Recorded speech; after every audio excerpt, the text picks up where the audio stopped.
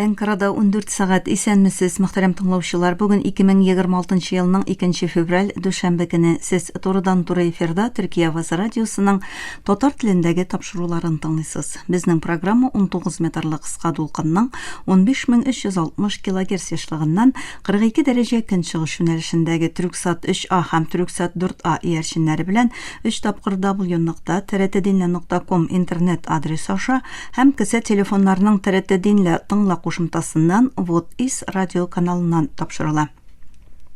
Тапшыруыбызның бүгенге чыгарылышында соңгы хәбәрләрдән соң театр яктылыкка нурга илтә программасы белән фәннәр докторы Йосыф Алтынышев әзерләгән ныгайча нәсихәтләр язмасын тәкъдим итәрбез.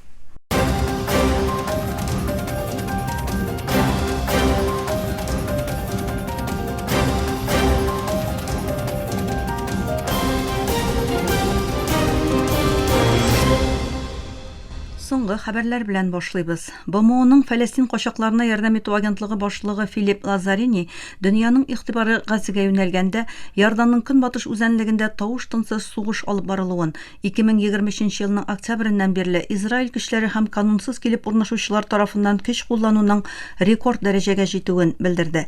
Лазарини 1967 елдан бирле иң зур операция булган Израильнең Тимер дивар операциясыннан соң кире кайтуны булдырмас өчен иләрне җимерү аркасында уннарча мең кешенең әле дә көченү вазгыятендә булуын җиткерде. Ул 1000дән артык фәлестинле үтерелгән, аларның 4тән берелеше диярлек балалар дип белдерде. Лазарини канунсыз килеп урнашучылар һөҗүмнәренең дәвам итүен, җәзасызлык хөкем сөрүен һәм халыкара хукукны соңга сукмауның гадәти хәлгә әйләнүен әйтте. Израиль чикләрне танымаган табиблар оешмасына Газзада эшләүне тыйды һәм 28 февральгә кадәр төбәктән китәргә кушты. Бу карарның сәбәбе ярдәм оешмасының үз хезмәткәрләре исемлеген Израиль хакимиятләренә тапшырудан баш тартуы. Диаспора эшләре министрлыгы бу карар барлык гуманитар ярдәм оешмаларына да кагыла. Дошманча яки террор максатлы куллануны булдырмыйча законлы ярдәм эшчәнлегенә рөхсәт итүне максат итеп куя дип белдерде. Газзадагы иң зур сәламәтлек саклау хезмәтләренең берсе булган чикләрне танымаган табиблар оешмасын төбәктән чыгару Газзада былай да нык булмаган сәламәтлек саклау системасын тулысынча җимерелү куркынычы астында калдыра. Судан башкаласында эчке һава сәяхәтләре яңадан башланды. Порт Суданнан учып киткән Судан һава юллары очкычы Хартум халыкара аэропортына төшеп утырды. Бу 2023 елның апрелендә парамилитар оператив ярдәм көчләре белән бәрелешләр башланганнан бирле беренче юлчы очкычы булды. Дәүләт матбугат чаралары очкычның төшеп утыруын мөһим борылыш ноктасы һәм тотрыклылыкка кайту ишарәте дип атады. Элегрәк дроннар белән бәйле куркынычларга карамастан рәсми затлар бу яңадан башлану юлдагы җитди кыенлыкларны һәм сугыштан зыян күргән үзәкләрне яңадан тоташтырачак дип өметләнә. Израиль премьер-министры Беньямин Нетаньяху гомумштаб башлыгы Эйәл Замирның Вашингтонга яшерен визитыннан соң югары дәрәҗәдәге иминлек саммиты үткәрде. Израиль матбугат чаралары Замир Пентагонда хәрби гамәлләр турында сөйләште һәм 2 ай эчендә АКШ һөҗүме көтелә дип язды. Израиль рәсмиләре гамәл кылмау атом төш киеренкелегенең артуына китерәчәк дип белдерәләр. АКШ илбашы Дональд Трамп якын көнчыгышта АКШның көчен ныгытса да, армия радиосы хәбәр итүенчә, Тель-Авив Иранның баллистик ракета программасын хәл итмәгән атом төш килешүеннән борчыла. Калькалис икътисади басмасы хәбәр итүенчә, мондый конфликтның бәясе 10 миллиард доллардан артып китәргә мөмкин.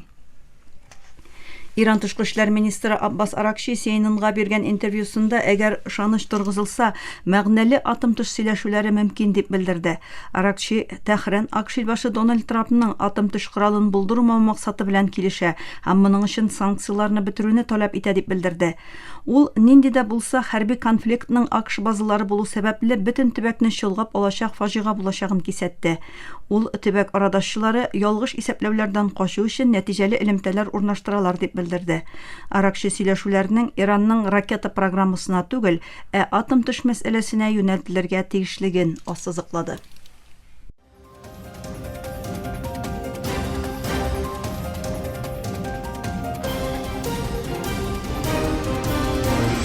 Төркия авазы дулкыннарында соңгы хәбәрләр тыңлыйсыз.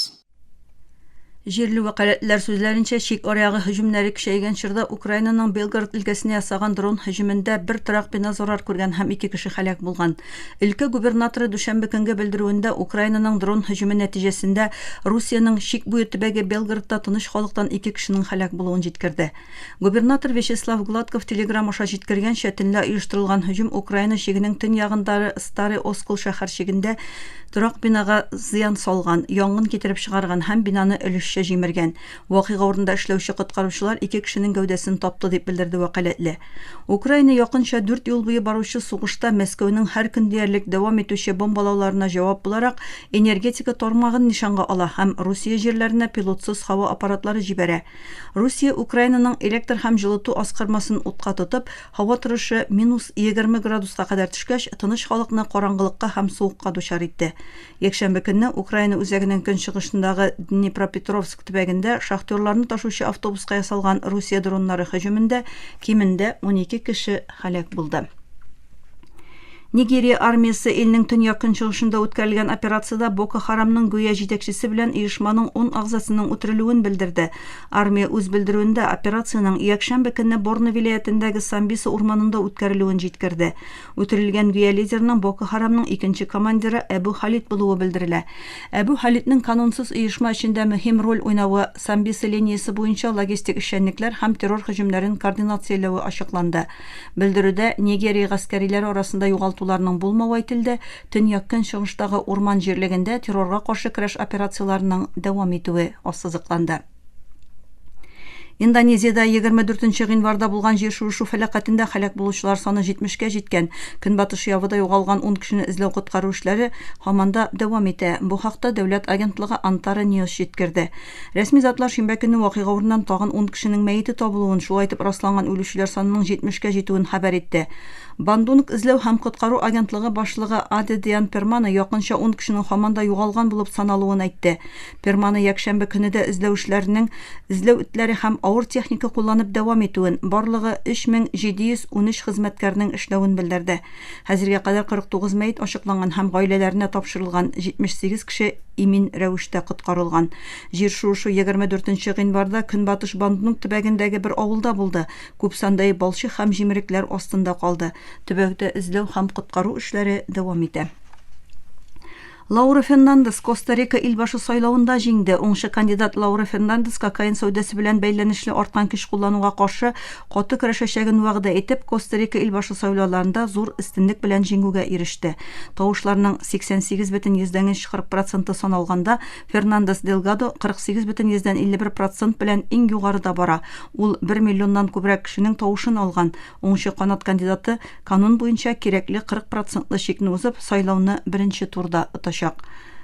Икенче турда баручы Алваро Рамос 33,32% дәрәҗәсендә калды. Либераль партия 750,585 тавыш алды.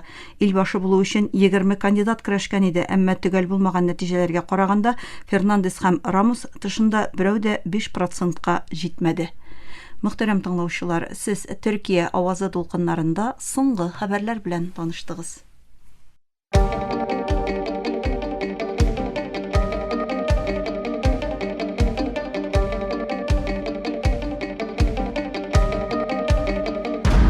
Türkiye Ovazı Radyosu her vaqtdagıcha yanınızda.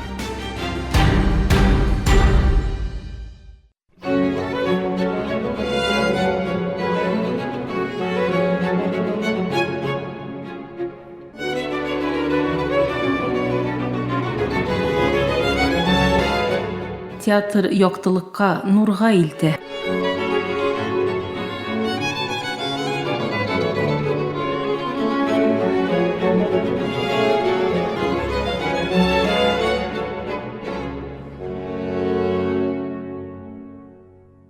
Мөхтәрәм тыңлаучылар, тапшыру тизмәбезнең бүгенге чыгарылышында Төркистанда профессиональ театрның тууы турында аңлатырбыз.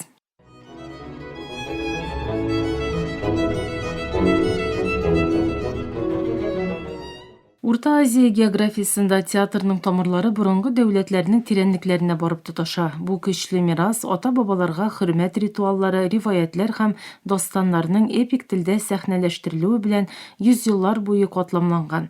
Ләкин бүгенге профессиональ театр аңлаешына илтүче юл 19 гасырның соңгы чирегендә җәдитчелек хәрәкәтенең тууы белән ачылган. Чөнки җәдит зыялылары өчен театр сәнгать тармагы гына булмый, шул ук вакытта халыкны караңгылыктан чыгару чарасына әйләнә. Театрның кешеләргә булган тәэсирен аңлатып, сәнгать көчен иҗтимагый яңару үзәгенә куйдылар. Шулай итеп, бүгенге Үзбәкстан җирләре Төркистанның йөрәге буларак профессиональ театрның беренче орлыклары чәчелгән үзәккә әверелде. Бу географиядә театрның үсеше җирле уянуның һәм киң дөньядан килгән мәдәни тәэсирнең нәтиҗәсе.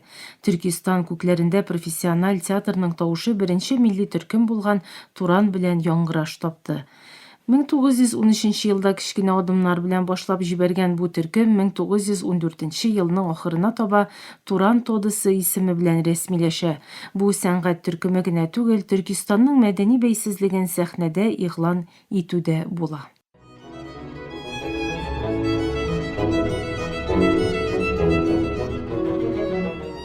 1914 елның 27 февралендә Ташкентта тарихи кичә уза. Яңа шәһәрдәге Колизей бинасында Мәхмүд Хуҗа Бехбудинның үлемсез әсәре Пәдер күш куела. Гыйнвар аенда Сәмәркандта премьерасы булган иде аның. Пәрдә ачылганда залда нәкъ 2000 кеше утырган. Бу зур кызыксыну халыкның үз милли театрына булган тирән хөрмәтенең иң ачык дәлиле иде. Пәдер күштән соң сәхнәләштерелгән азәрбайҗанлы Солтан Мәҗит Ганизадәнең Хор-Хор исемле комедиясе төрки дөньяның күңел берлеген чагылдырды. Ул вакытта басылучы Аина журналындагы язуларга караганда, Азәрбайҗан теле Төркистан сәхнәләрендә халык тарафыннан бик җиңел һәм хәйранлык белән аңлашыла иде. Бу тарихи кичәдән җыелган барлык акча милли теләктәшлекнең бер билгесе буларак мөселман җәмгыяте имдадиясенә тапшырылды. Туран театр төркеме сәнгатьтәге уңышлары һәм социаль сизгерлеге белән Төркистан театрының профессиональ нигезләрен ныгытты. Пәдер күш кабызып җибәргән факел кыска вакыт эчендә барлык Төркистанны сәнгать үзәгенә әверелдерде. Ташкент, Сәмәрканд һәм Кукан кебек борынгы шәһәрләрдә бер-бер артлы үзешчән театр төркемнәре оешты. Бу бәрәкәтле мөхит Габдулла Авлани һәм Хамза Хакимзадә Ниязи кебек олы язучыларның һәм сәхнә осталарының җитешүенә нигез әзерли. 1911-1917 елларда үзбәк сәхнә әдәбиятының сайланган әсәрләре саны 40-тан артып китә. Театрның бу берләштерүче көче билгеле шәһәрләр белән генә чикләнмәде. Төрекмән җәдитчеләреннән Хыдыр Дәрьяев кебек исемнәр дә язган әсәрләре белән бу уянуның бер өлеше булды. Сәхнә тамаша мәйданы гына түгел, Төркистанның һәрбер почмагында яңгыраган уртак хөррият һәм мәгърифәт трибунасы иде.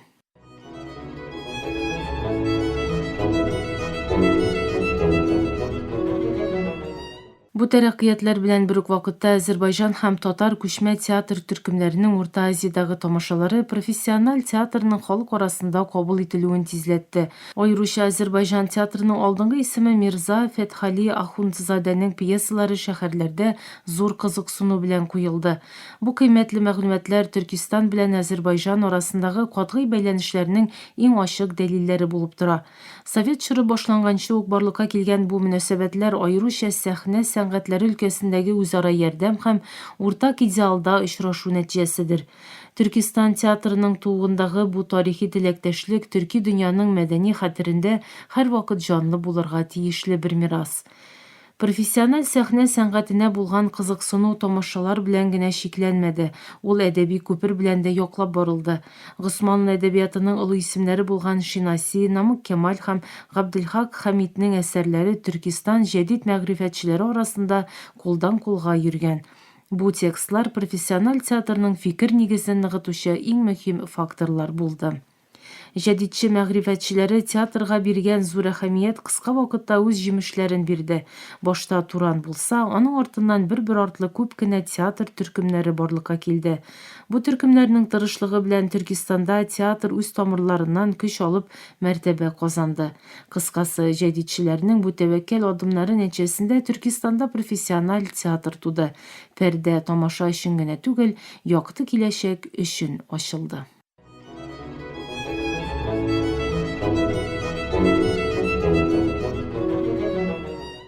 Hürmetli tыңлаучылар, бүгінгі тапшыруыбызда Түркистанда профессиональ театрның тууы турында аңлаттык. Келесі атнада көрішкенге кадәр исән, имин булыгыз.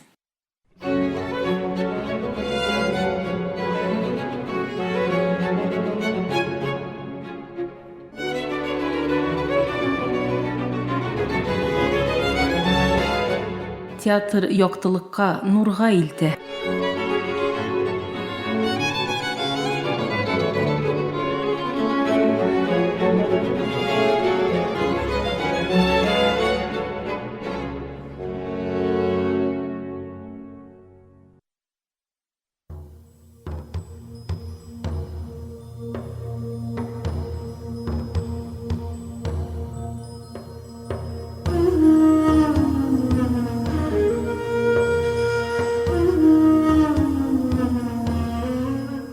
Noğayca nasihatler. Hürmetli tınlavuşlarımız, bu yuma hem tınışlık imanda baresinde söz bardıramız.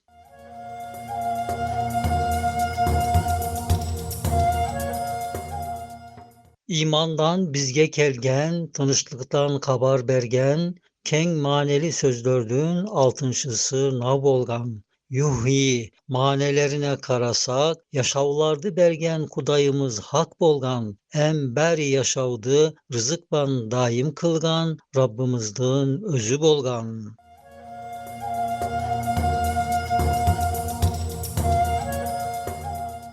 Em baska kerekli neler em bar bolsa, tolu azirlep salgan, Allah'tın özü bolgan. Em yaşavdın en büyük gayaları onun bolgan. Bastan uçka maksatlar savlay oga karagan. %99 nisbet meyveler onun bolgan.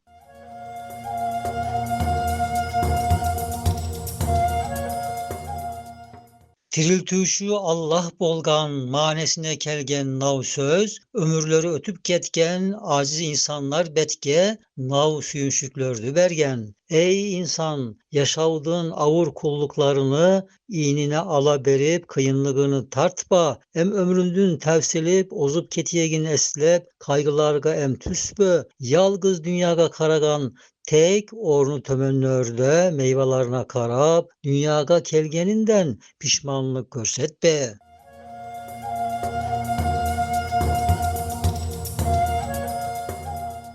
Nege dese gevdendin kemesine salıngan, yaşavındın maşini, özü tagı trip olup erzatta ayakta tutkan, hay bolgan kayyum bolgan, Rabbimizden kolunda. Garcanı yaktı, kereklerdi, karşılagan, ol bolgan.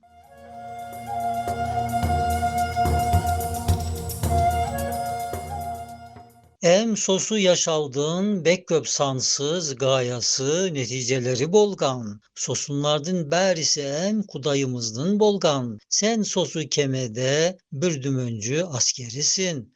Kulluğundu yakşı et, saga belgenlerde al, keyfinge kara.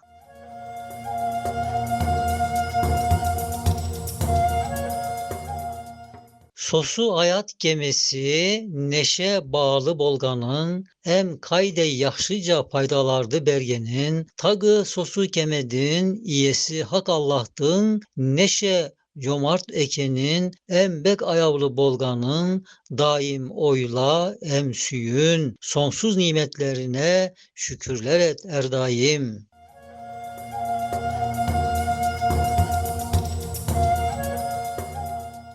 Kulluğundu tuğra etsen, sosu gevde kemesimen, koluna kelgen kayır, sav etkenin ilgilikler, beri özün etkendey defterine yazılayak. saga daim bir yaşav kazandıra berip ol, ebedi tirilik beriyek.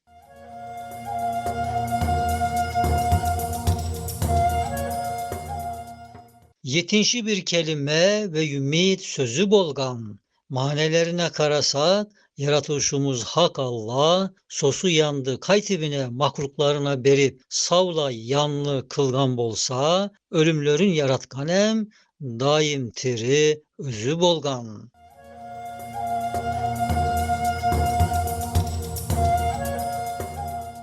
Yaşav kaydey ondan bolsa, ölüm em ondan bolgan. Em tiriltgen, em ötürgön, yalgız haktın özü bolgan. Yaşavdaki kulluklardan kullarını kutargan, kudayımız Allah bolgan.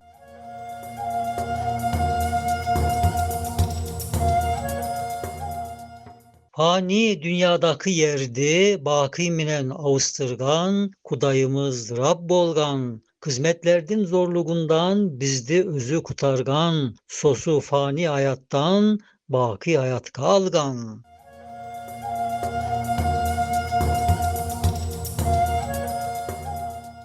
Mine sosu söz kelam, nav kepte beri fani insanlarga hem cinlerge tevislep navda aytkan. Sizge süyünşük bolsun, ölümünüz yokluk tuğul, ziyadası eşlik tuğul, fanilikke oza berip, yıgılıv köşü tuğul, yanlar sönüp ketkenge, ebedi ayrılık tuğul, sosu ölüm alimiz, yokluk betke oza berip, sebeplerge baylangan, öz özünden peyda bolgan, kim etkeni belirsiz, baska kelgen bir al tuğul, manesiz bir istuğul.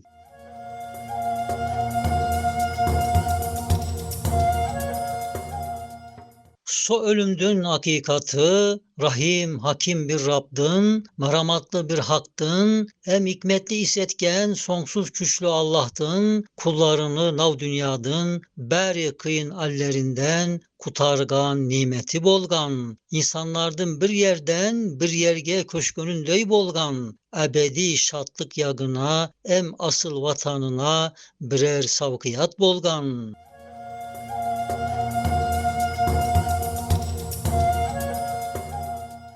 Em yolumuz üstündeki bizdi beklegen kabır, %99 nisbet dostlardın yığılganı, berzah degen alemge kavusturgan, esik bolgan, sağlık bankanız.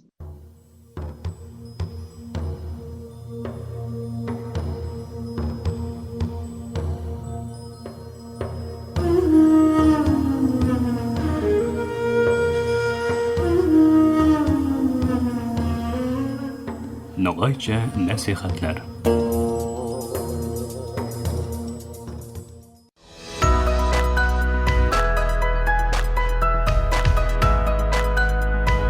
TRT Türkiye Ovazı dünyanın her bucağında tevlük boyu sizden bilen.